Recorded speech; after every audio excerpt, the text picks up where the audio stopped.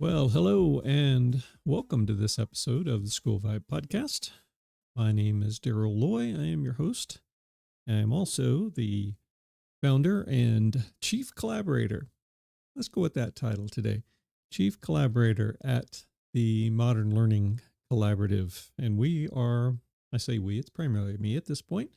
Do have some contacts, do have some other folks that I will partner with as we embark on new opportunities. But the purpose behind the Modern Learning Collaborative is really to help educational institutions evaluate their courses, classes, offerings in view of our modern world and help them to think about the best modern classroom alternatives, modern learning environments that they can implement and use within their organization.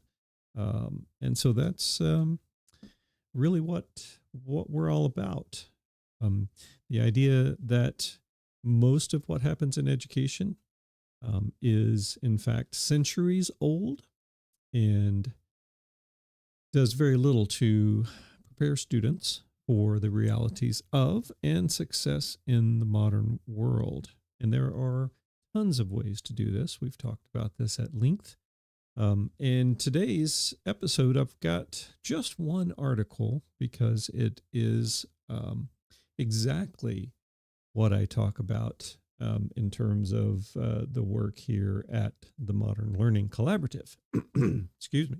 And it is an article from EdTech magazine, which if you are familiar with EdTech magazine and familiar with the EdTech world in independent schools in particularly, but also very much public schools. EdTech magazine is a product of CDWG or CDW. Um, used to sort of identify the division that worked with government entities, government agencies, and schools and educational institutions, that kind of thing. But I've been a long time fan of CDWG. I've worked with them extensively over my 2 decades in education. They tend to work really hard for educational institutions, get some great pricing. Also, depending upon the rep that you work with, also some great consultation. Here, that's where I learned about Meraki back in the day, for example. So I'm going to go a little geeky on you here for a minute, but when I launched our first one-to-one program at Fort Worth Academy back in 2007. We had about a 2-year run up to that launch, and during that time, I learned an excellent lesson from the Lausanne Collegiate School in Memphis, Tennessee, and that was if your network infrastructure doesn't work well, and the teachers can't use the computers for what they want to use them for, they will simply close the lid, put them away, and go back to doing school the way they've always done school. So I learned that lesson from those guys. So I understood the importance of having good foundational network infrastructure in place to support the program.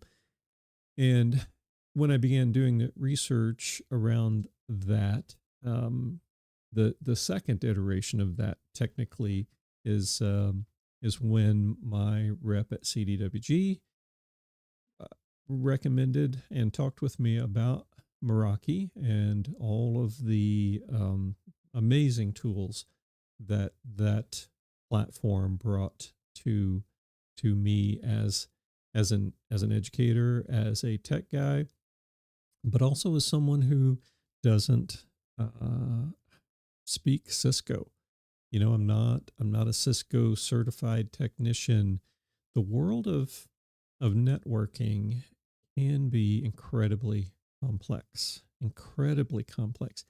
And this gets into the article that I'm going to share today. But the world of networking can get incredibly complex. And the beauty behind the Meraki initiative back in the day was that you could build and manage your network from a single pane of glass using drop-down menus and selecting pre-configured sort of options for you.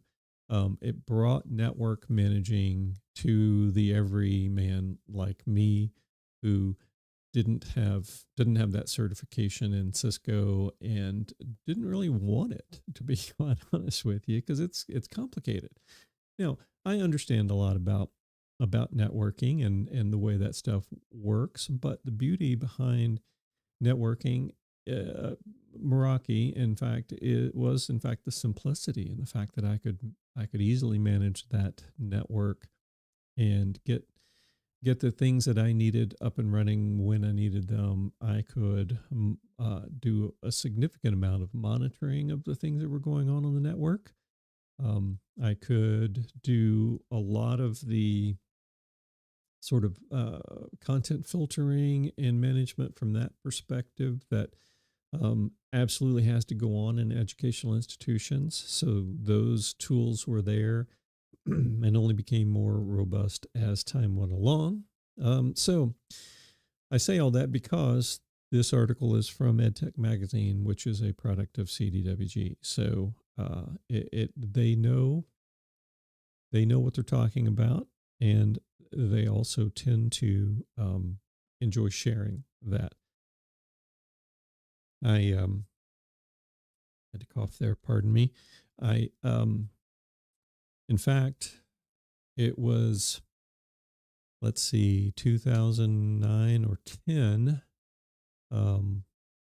when I was at Lausanne Collegiate School for the Lausanne Laptop Institute, and I presented on the concept of cloud networking, cloud-based networking, or network management, and had a um, had a representative, had an author, excuse me, an author, someone from EdTech magazine was in my session. And we began, and that person came up and talked with me after my session, and they ultimately came and did an article on me and Fort Worth Academy and the work that me and my fellow IT department. There were just two of us at the time. Um, it came and did an article about the things that we were doing, the way that we were doing those things. And because I mentioned in my session that the year before, as we had just implemented Meraki, I was off at Lausanne the year prior and got a message from, I believe it was one of our kindergarten teachers who was having difficulties with their devices on the network. And where being hundreds of miles away in the past, I would have had a hard time assisting in that quandary.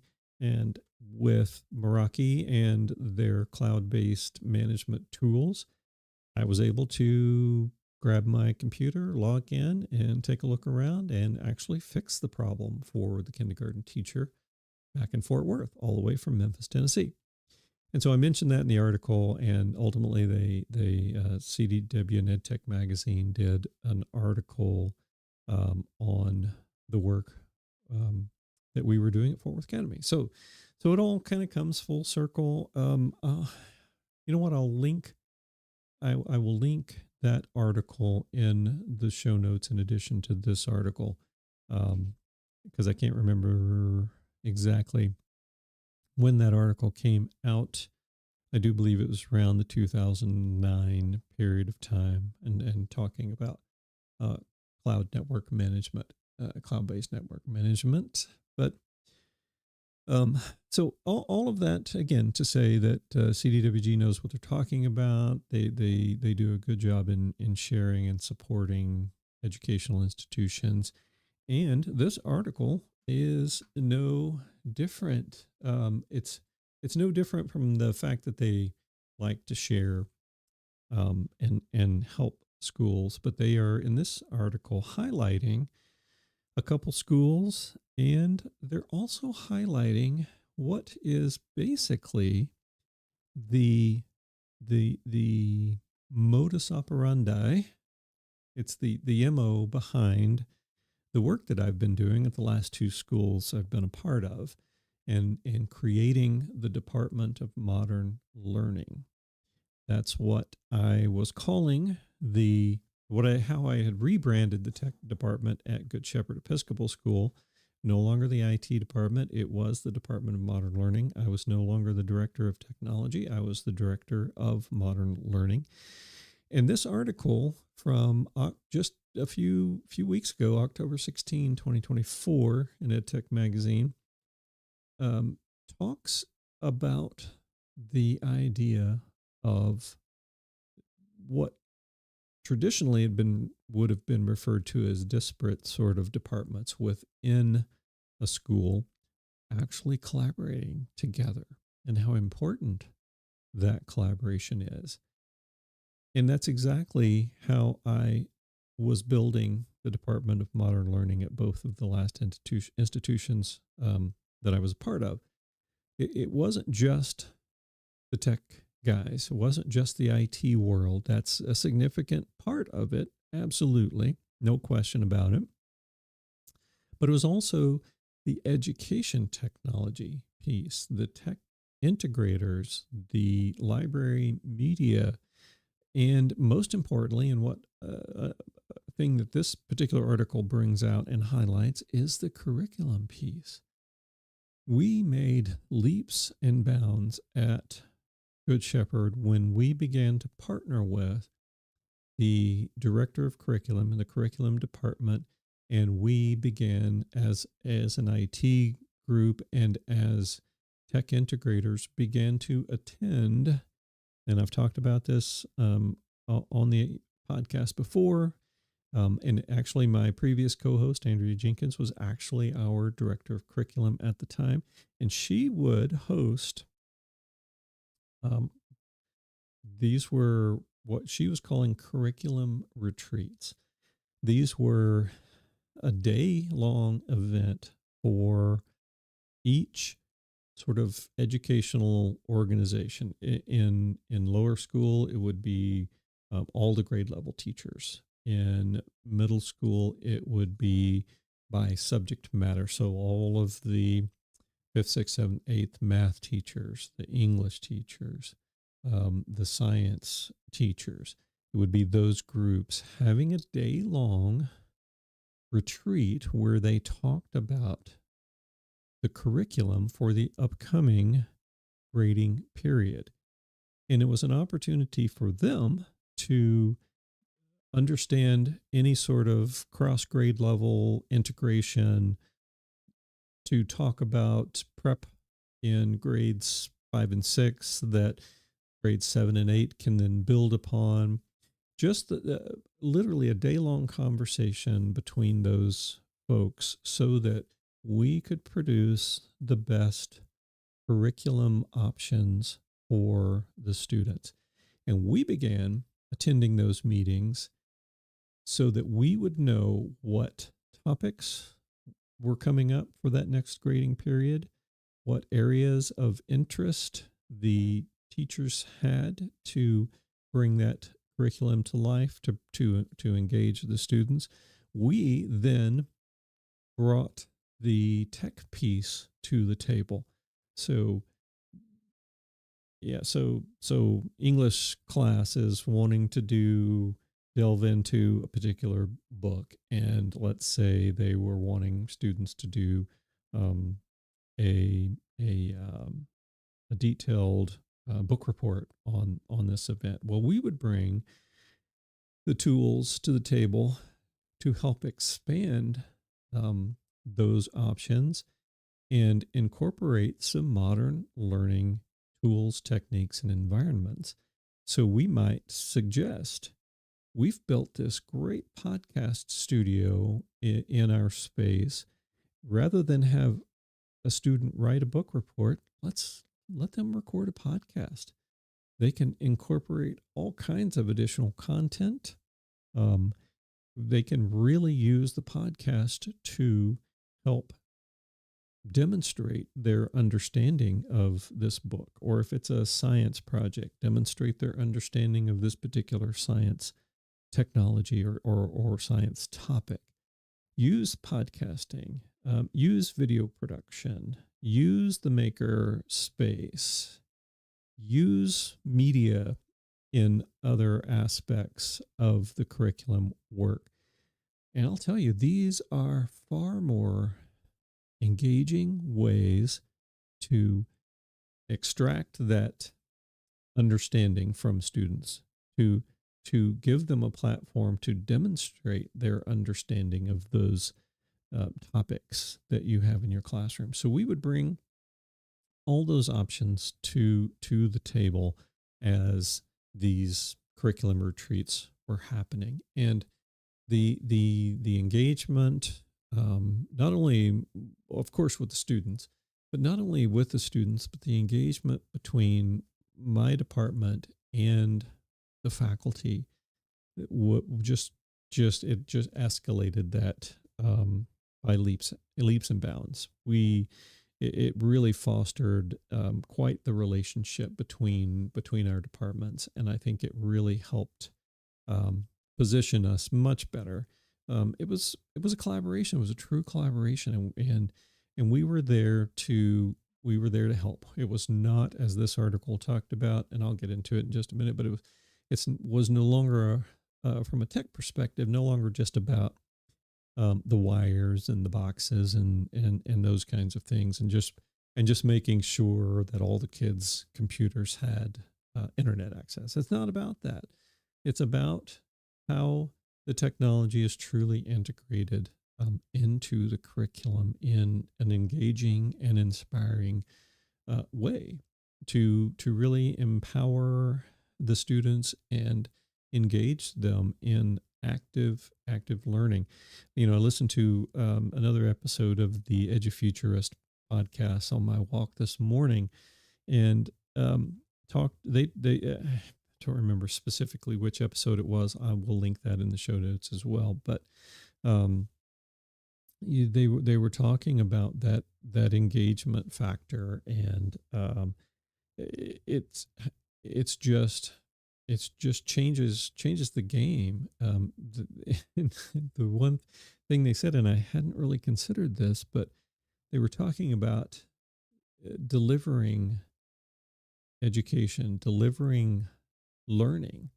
And I forget the guest that they had on, but he said, you deliver food, you don't deliver learning.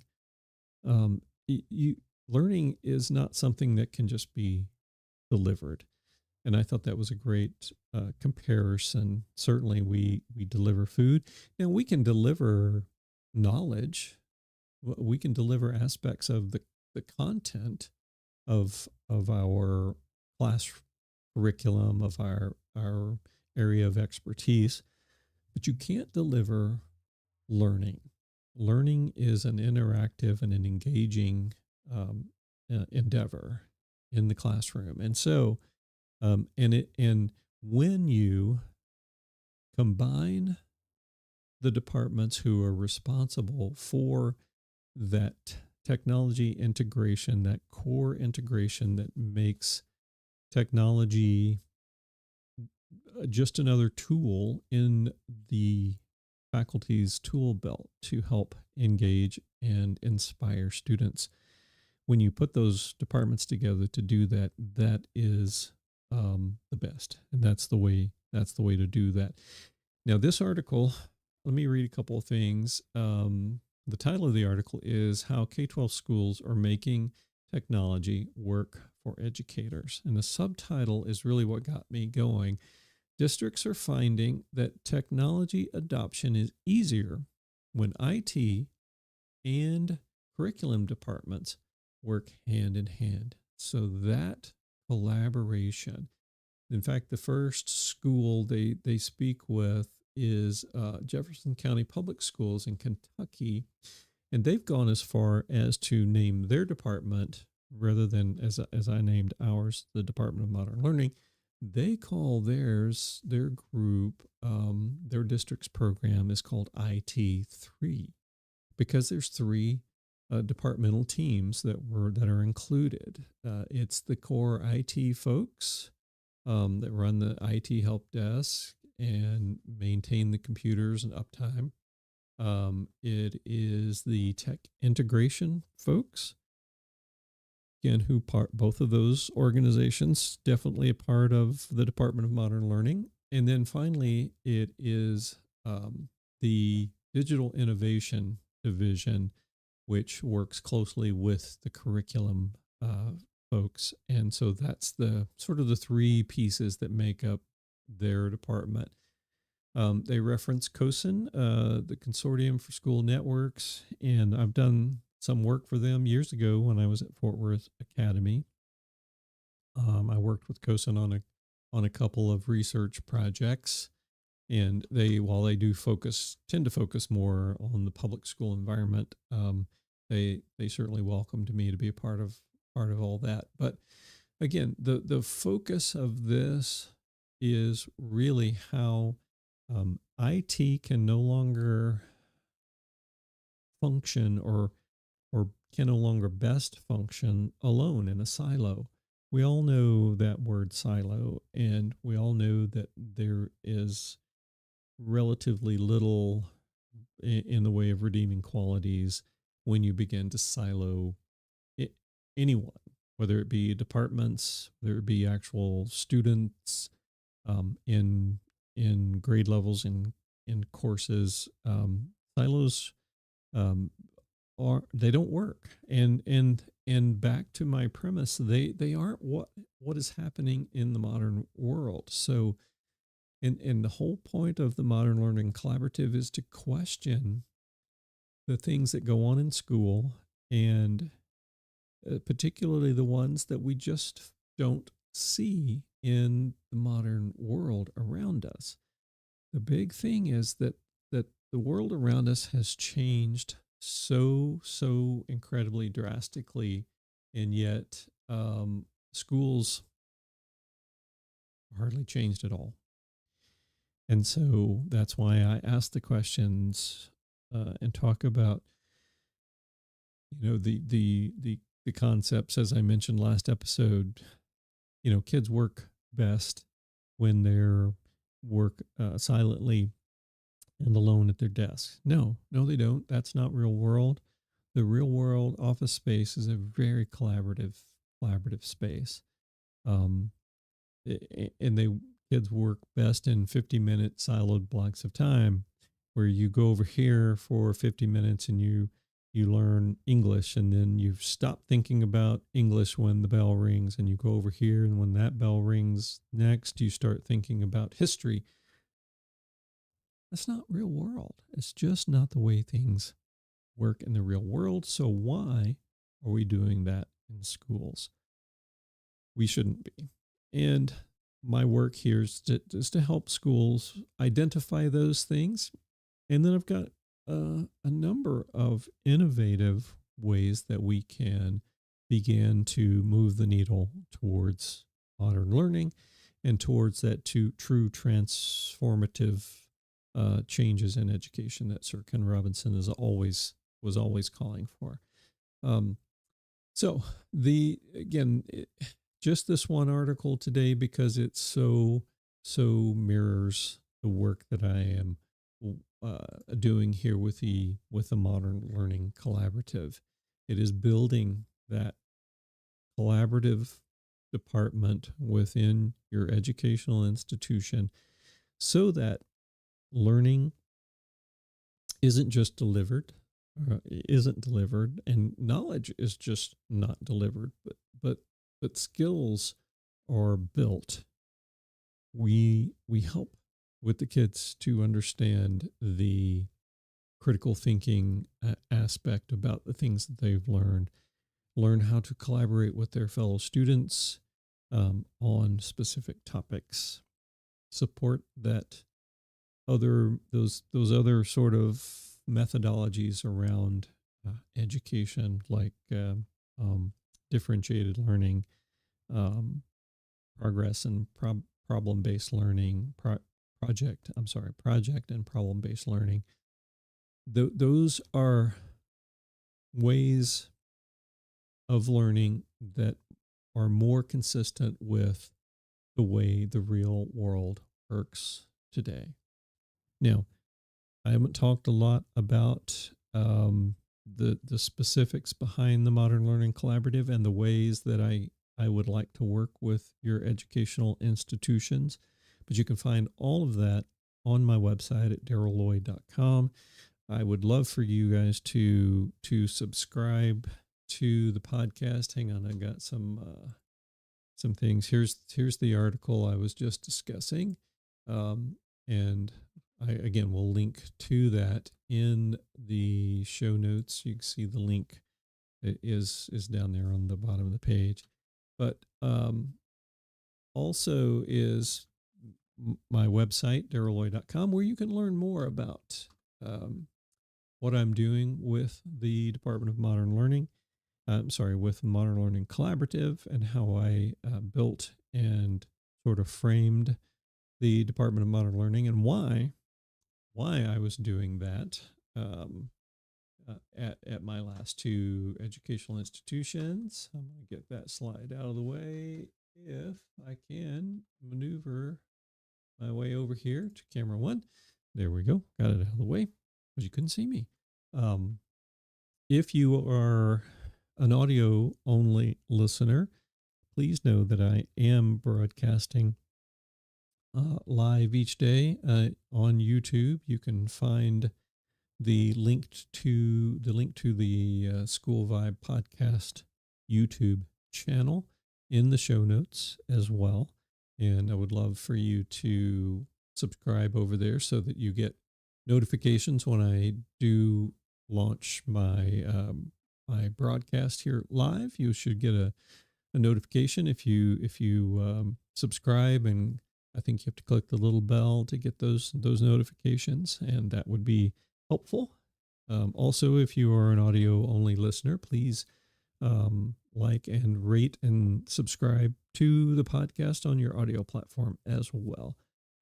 All that helps get the word out there, and the word about what I'm working on here at the Modern Learning Collaborative, and helps me by spreading that information out there and getting some additional contacts with other schools who are out there. If you're interested, if you're a classroom teacher and you're listening to this, if you're interested in more about this kind of work, certainly reach out. I'm at Daryl Loy on all of the social platforms. There is a place on my website where you can sign up for um, additional information, and I will reach out and share things as time goes on. But also on the website, you can register for a 45-minute Casting a Vision for Modern Learning masterclass that I do twice a week.